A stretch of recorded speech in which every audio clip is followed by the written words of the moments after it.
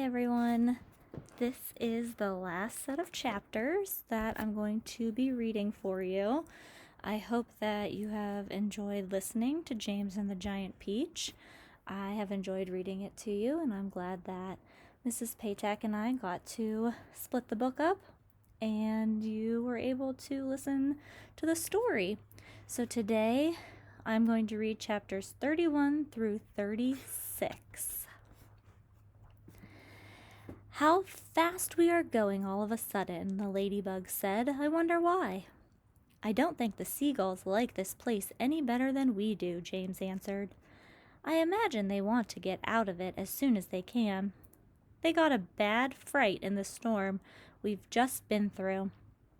Faster and faster flew the seagulls, skimming across the sky at a tremendous pace, with the Peach trailing out behind them.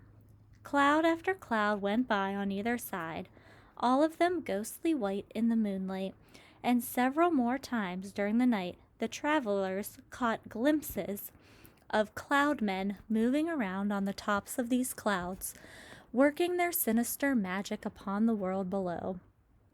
Once they passed a snow machine in operation, with the cloud men turning the handle and a blizzard of snowflakes blowing out of the great funnel above. They saw the huge drums that were used for making thunder, and the cloud men beating them furiously with long hammers. They saw the frost factories and the wind producers and the places where cyclones and tornadoes were manufactured and sent spinning down toward the earth.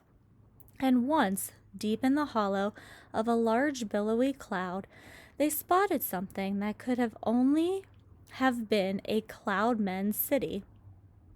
There were caves everywhere running into the cloud, and at the entrances to the caves, the cloud men's wives were crouching over little stoves with frying pans in their hands, frying snowballs for their husbands' suppers. And hundreds of cloud men's children were frisking about all over the place and shrieking with laughter and sliding down the billows of the cloud on toboggans.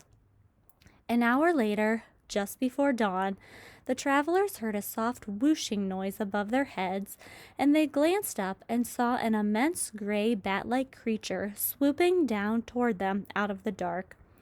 It circled round and round the Peach, flapping its great wings slowly in the moonlight and staring at the travelers.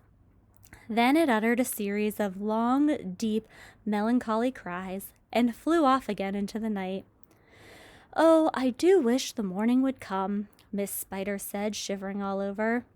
It won't be long now, James answered. Look, it's getting lighter over there already. They all sat in silence, watching the sun as it came up slowly over the rim of the horizon for a new day.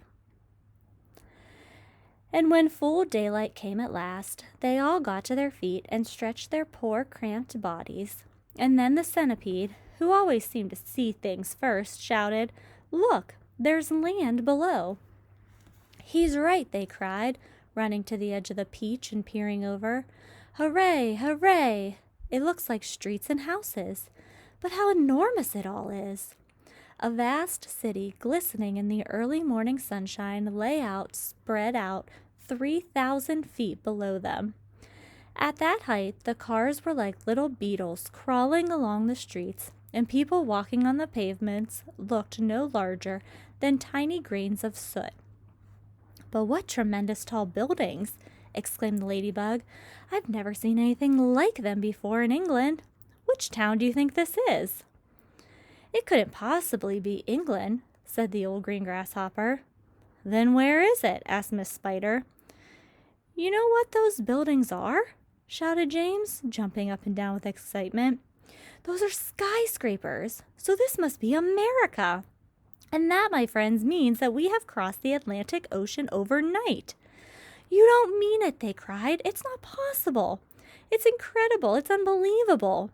Oh, I've always dreamed of going to America, cried the centipede.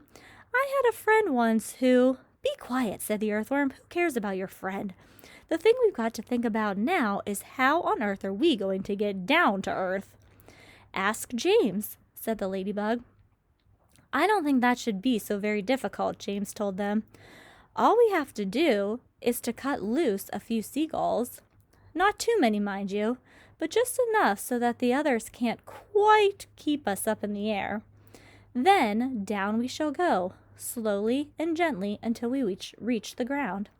Centipede will bite through the strings for us one at a time. Far below them, in the city of New York, something like pandemonium was breaking out. A great round ball as big as a house had been sighted hovering high up in the sky over the very center of Manhattan, and the cry had gone up that it was an enormous bomb sent over by another country to blow the whole city to smithereens. Air raid sirens began wailing in every section.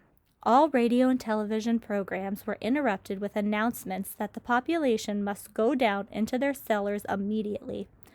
1 million people walking in the streets on their way to work looked up into the sky and saw the monster hovering above them and started running for the nearest subway entrance to take cover. Generals grabbed hold of telephones and shouted orders to everyone they could think of. The mayor of New York called up the President of the United States down in Washington, D.C. to ask him for help. And the president, who at that moment was having breakfast in his pajamas, quickly pushed away his half-finished plate of Sugar Crisps and started pressing buttons right and left to summon his admirals and his generals.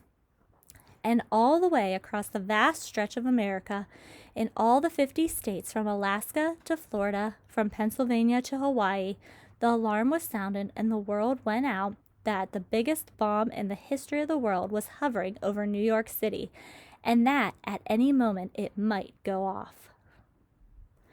"Come on, Centipede, bite through the first string," James ordered. The centipede took one of the silk strings between his teeth and bit through it. And once again, but not with an angry cloud man dangling from the end of the string this time, a single seagull came away from the rest of the flock and went flying off on its own. "Bite another," James ordered. The centipede bit through another string. "Why aren't we sinking?" "We are sinking." "No, we're not." "Don't forget, the peach is a lot lighter now than when we started out," James told them. "It lost an awful lot of juice when all those hailstones hit it in the night. Cut away 2 more seagulls, Centipede." "Ah, that's better. Here we go. Now we are really sinking." "Yes, this is perfect. Don't bite any more, Centipede, or we'll sink too fast. Gently does it." Slowly, the great peach began losing height, and the buildings and streets down below began coming closer and closer. "Do you think we will all get our pictures in the papers once we get down?" the ladybug asked. "My goodness, I've forgotten to polish my boots," the centipede said. "Everyone must help me polish my boots before we arrive." "Oh, for heaven's sake," said the earthworm, "can't you ever stop thinking about—" But he never finished his sentence, for suddenly, whoosh! And they looked up and saw a huge 4-engine plane come shooting out of a nearby cloud and go whizzing past them not more than 20 feet over their heads. This was actually the regular early morning passenger plane coming into New York from Chicago, and as it went by, it sliced right through every single one of the silken strings, and immediately the seagulls broke away, and the enormous peach, having nothing to hold it up in the air any longer, went tumbling down toward the earth like a lump of lead. "Help!" cried the centipede.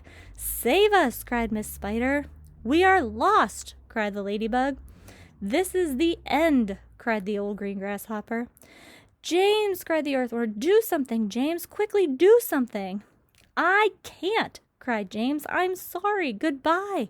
Shut your eyes, everyone. It won't be long now."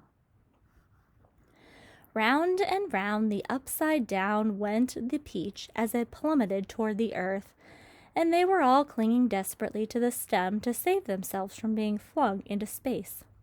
Faster and faster it fell, down and down and down, racing closer and closer to the houses and streets below, where it would surely smash into a million pieces when it hit.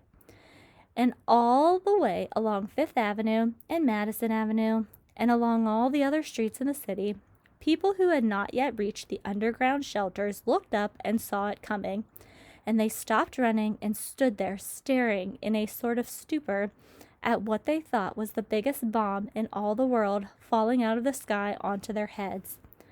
A few women screamed.